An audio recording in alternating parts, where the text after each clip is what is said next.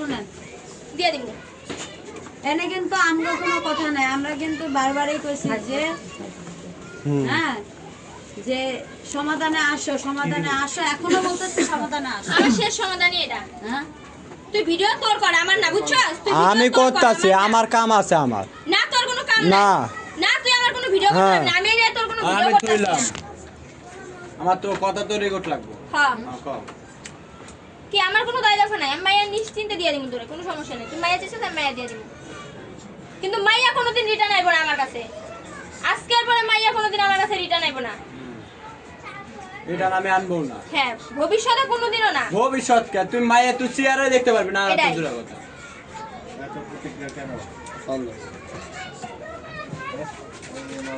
তোমার এখনো বলতেছি শখ করে বিয়ে শাদী বইলি দিয়া আমি 1 ঘন্টা বুঝাইলাম এখনো বলতেছি যে তাহলে যে কোনো হঠাৎ করে আবার সিদ্ধান্ত- কি হয়ে গেল? আমার বাবা ওরে পায়ে ধরে বন্ধ করছে তাই বলছে না না তখন এখন কি দিয়া, হয়ে গেল আমি এত তোমার বড় এখনো সিদ্ধান্ত বলি নিয়ে নিলি? যে দেখো দিয়া ভাবি আমারে বইলা কিচ্ছু হইব না অযথা বইলা মুখ ব্যথা করে লাভ নেই আমি বইলা দিলাম শোনো, আমার একটা- কিচ্ছু হবে না কি একটা সমস্যা কি আর সমস্যা কি কোনো সমস্যাই না সমস্যা আমার শেষ তোর কথা কোনো সমস্যা না তাহলে ওর ক্ষতিপূরণ দে কথা শেষ। তুই আন্তাজি কইলেও তো ওর ছাড়তে পারবি না ওর ক্ষতিপূরণ দিবি না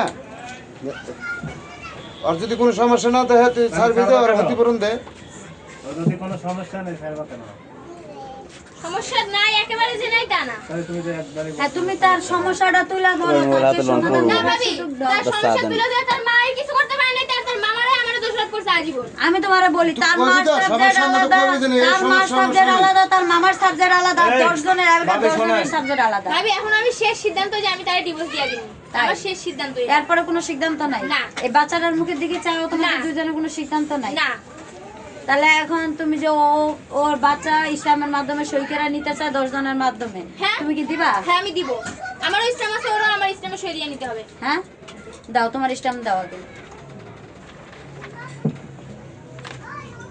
জোরে বলেন ভাবি সবাই শুনবে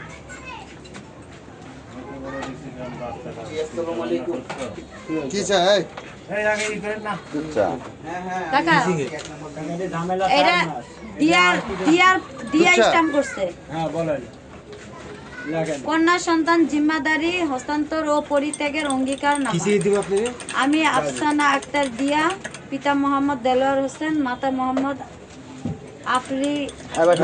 রিফা আক্তার ধর্ম ইসলাম বর্তমান ঠিকানা মধুবাগ 1 নম্বর গলি হাতিরঝিল থানা উক্ত কন্যা সন্তানের উপর আজ থেকে আমার কোনো প্রকার আইনগত দাবি বা অধিকার তো টাকা থাকবে না দিছস ভবিষ্যতে আমি বা আমার কোনো ওয়ারিশ উক্ত সন্তানকে ফেরত পাওয়ার জন্য কোনো প্রকার দাবি বা মামলা মোকদ্দমা করতে পারবে না আজ উক্ত সন্তানের যাবতীয় ভরণ পোষণ পড়াশোনা ভালো মন্দের দায়িত্ব বাচ্চার বাবা উপর বর্তমানে সে কখনো চাইলে সন্তান আমাকে ফেরত দিতে পারবে না আলহামদুলিল্লাহ কাকা তার ইসলাম বলে শোনান আমারে এখন হইলো আপনি ওই যে আপনারটা আমারটা পরে এই ইসলাম কই তো সাক্ষী আছে তাহলে তুই যে এত বড় কাজটা করলি হ্যাঁ এই আর পিচ্ছি মহানইটার মায়ের হলে পিচ্ছি যখন বড় হইব মায়েরা যখন বুঝবে বলো। যে আমার মা এত বড় একটা স্ট্যাম্প করে আমার নিদাবি করে দিয়ে দিল ওর মা কে বাচ্চা মরে গেলে মায়ের মরে কথা না একটাও বলবি না আচ্ছা ভাবি ঠিক আছে একটা কথা বলবি না তখন তোর বাচ্চারা তোরে কি কইব ক আচ্ছা ভাবি ঠিক আছে কোকা হ্যাঁ মানুষের কথা আমার গায়ে লাগে না এখন আর। মানুষের কথা গায়ে লাগে না না এদিনে গেলে যাবে না আরো দিন আছে আমি মোহাম্মদ আফসানা আক্তার দিয়া মোসাম্মদ আফরোজাকে আমি রহমানের হাতে তুলে দিলাম কোনো সময় যদি আফরোজাকে আমাকে যদি দেয় আমি গ্রহণ করব না রহমানের মেয়ে রহমানের হাতে আমি তুলে দিলাম আমি মা হইয়া আমার কোনো আপত্তি থাকবে না আমি মা হয়ে বলছি আফরোজার উপর কখনো কোনো দাবি থাকবে না রাজি আছি তুমি কি রাজি আছো হ্যাঁ আমি রাজি আছি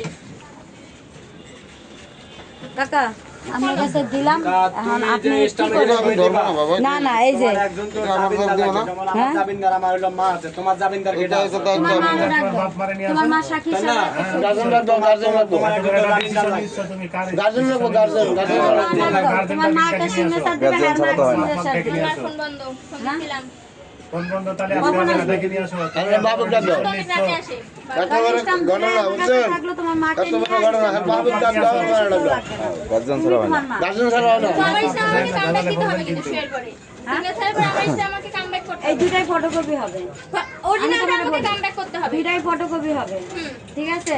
এর ফটোকপি তোমার ফটোকপি ওর কাছে থাকবে, মানে- ওর আসলটা ওর কাছে থাকবে। ওর ফটোকপি আর আমার আসলটা আমার কাছে থাকবে আর আমার ফটোকপি আর আসল ওর রাখবো না, লোকাল রাখবো। আর তোমার মা আসবে, তোমার মা আসলে পরে তোমার আগে সিগনেচার দিবে, দ্বিতীয় পক্ষ সিগনেচার কেমনে নেওয়া লাগবে না নেওয়া লাগবে আমি নিব, নিয়া তোমার স্ট্যাম্প কেমনে ফেরত দিবা আমার কাছে দিয়ে নিয়ে আসবে, ঠিক আছে ঠিক আছে? ঠিক আছে তুমি কিন্তু 10 জনের সামনে বলছো। হ্যাঁ আমি 10 জনকে আর 500 জনের সামনে বলতে হ্যাঁ, পারি। এখনো তোমার বলতেছি স্ট্যাম্প এখনো সই হয় নাই। আমি আমি বলতেছি দাঁড়ার পর সারা বছর শোনো, আমি তোমার বলি এখন স্ট্যাম্পে দুই পক্ষের এক পক্ষ সই হয় নাই। একটা বাচ্চার ভবিষ্যৎ দেখে তোমরা দুইজনে যত কিছু ভুল ভ্রান্তি আছে মাফ করে দিয়া দুইজনে এখনো মিলিত হইতে পারো, আমার কাছে কোনো চান্স নাই হ্যাঁ? আমার কাছে কোনো চান্স নাই একটু কি আর কেন বিয়ে বইছো? না পিছেটা না তো। তাহলে তো চান্স নাই গিয়ে লেগে। আমি যে দিছি সামনে পিছে দিছি তুই কি এরকম জন্ম দিয়েছো বেড়ে শেষ? এই বাচ্চা লাগে তোর মায়া লাগে না? তুই কেমন মানুষ?